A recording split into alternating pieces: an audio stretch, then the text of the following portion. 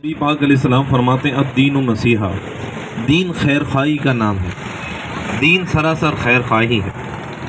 تو مسلمانوں کا درد، مسلمانوں سے اظہار محبت، صلہ رحمی، مسلمانوں کی بھلائی چاہنا، لوگوں کا فائدہ چاہنا، یہی دین ہے، اور شریعت مطہرہ ہمیں اسی کا حکم دیتی ہے۔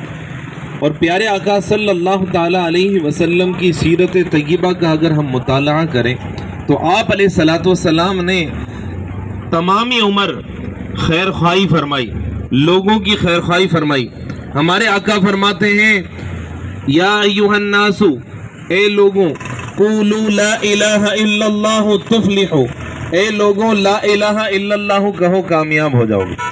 تو آپ علیہ الصلوۃ والسلام نے تمام عالم انسانیت کو یہ پیغام دیا کہ آپ ایمان لے آؤ تو آپ کامیاب ہو جاؤ گے، اور دنیا میں بھی کامیاب ہو جاؤ گے، آخرت میں بھی کامیاب ہو جاؤ گے۔ اور یہ جو دین اسلام ہے، یہ اسلام، ہماری یہ غلط فہمی ہے کہ ہم سمجھتے ہیں کہ شاید یہ آخرت کے لیے، مرنے کے بعد اسلام کام آئے گا، قبر میں یا حشر میں۔ نہیں بھائی، یہ دین اسلام اسی دنیا میں عمل کرنے کے لیے ہے، یہیں اس پر عمل پیرا ہوں گے تو دنیا کامیاب ہوگی۔ آخرت کا معاملہ اگر دنیا سے ایمان سلامت لے گئے تو وہ اللہ پاک کے دست قدرت میں، اللہ پاک جسے چاہے گا آخرت میں اپنی رحمت سے بخشے گا۔ حضور فرماتے ہیں جو بھی جنت میں جائے گا وہ اللہ کی رحمت سے جائے گا۔ تو دین خیر خواہی کا نام ہے، نصیحت کا نام ہے، اور الحمدللہ تحریک لبیک پاکستان نے بلوچستان کے جو مظلوم مسلمان ہیں، جو مصائب کا شکار ہیں سیلاب کی وجہ سے اور قدرتی آفات کی وجہ سے، ان کی خیر خواہی کا انتظام کیا۔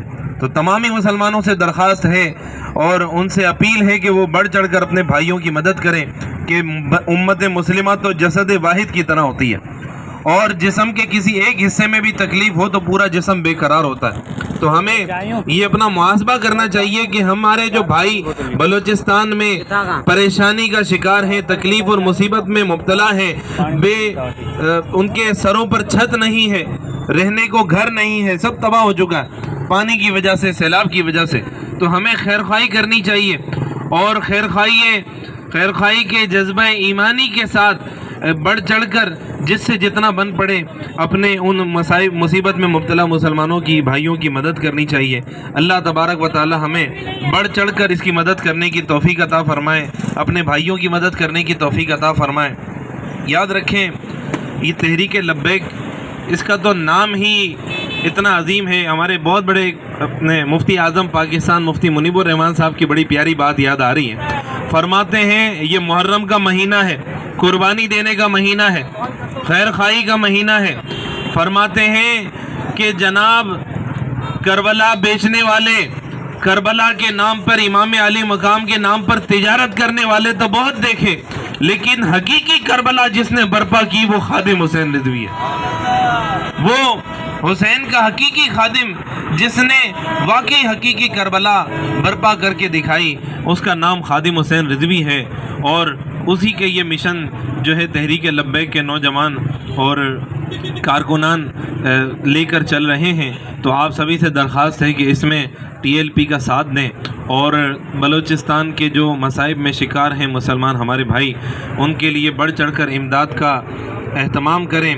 اور ایک اور بات میرے ذہن میں آ رہی، وہ بھی بیان کرتا چلوں کہ امام علی مقام رضی اللہ تعالیٰ عنہ سے ہم محبت کا دم بھرتے ہیں، حضرت امام حسین رضی اللہ تعالیٰ عنہ سے۔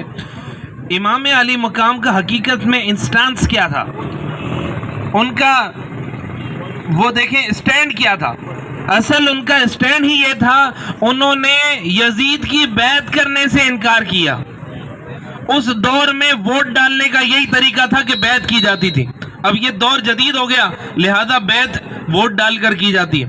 جسے آپ اپنا امام بنانا چاہتے ہیں، جسے آپ مسلمانوں کا رہنما بنانا چاہتے ہیں، آپ اسے ووٹ ڈالتے ہیں۔ جسے وزیر بنانا چاہتے ہیں، جسے وزیر اعظم، صدر مملکت کا رہنما، اپنے معاملات، اپنے تمام جو فلاحی معاملات ہیں آپ کی زندگی کے اور ملک کے جو معاملات کا اور حالات کا ذمہ دار جسے قرار دینا چاہتے ہیں، اسے آپ ووٹ دیتے ہیں۔ امام علی مقام کا یہی تو اسٹینس تھا کہ آپ نے فرمایا، آپ کے خطبات اٹھا کے دیکھ لیں، آپ نے فرمایا جب بھی آپ سے یزید کی بیعت کے بارے میں پوچھا گیا، آپ نے فرمایا ایسا ہو ہی نہیں سکتا کہ میرے جیسا شخص یزید جیسے شخص کی بیعت کرے۔ یزید کی بیعت کرے.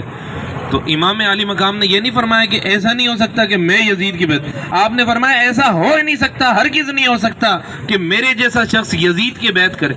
تو آج ہمیں اپنا محاسبہ کرنا چاہیے کہ ہم کس طرح کے لوگوں کی بیعت کر رہے ہیں، ہم کس طرح کے لوگوں کو اپنا امام، اپنا رہنما منتخب کر رہے ہیں. یاد رکھیں یزید نام کا بندہ شاید ہی کوئی کھڑا ہو، شاید، بلکہ یزید سے تو قوم اتنی نفرت کرتی ہے کہ اس کے نام کا کوئی ہے ہی نہیں، کوئی اپنے بچے کا نام نہیں رکھتا. لیکن یزید جیسے حرکات کرنے والا، یزید کی جو عادات تھی، جیسا یزید کا اخلاق تھا، ویسے ہی اخلاق آج ہمارے حکمرانوں کے ہیں. یزید شرابی تھا، ہمارے حکمران شرابی. یزید کرپشن کرنے والا تھا، اسلام کے احکامات کو سے منحرف تھا، اور منافقت پر مبنی اس کے سارے افعال و اعمال تھے. آج ہمارے حکمرانوں کا بھی یہی طرز عمل ہے. تو ہمیں امام حسین رضی اللہ تعالیٰ عنہ سے اگر ہم محبت کا دم بھرتے ہیں تو امام علی مقام کا پیغام یہی ہے تو کہ جب اپنا امام منتخب کرو، جب کسی کے ہاتھ پر بیعت کرو، جب کسی کو ووٹ دو، تو آپ دیکھو کہ وہ یزید جیسی حرکتیں تو نہیں کرتا، اس کی زندگی یزید جیسی زندگی تو نہیں ہے.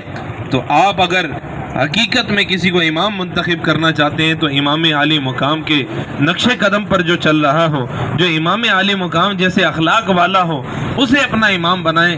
اللہ پاک ہم سب کو عمل کرنے کی توفیق عطا فرمائے. وما علینا الا البلاغ.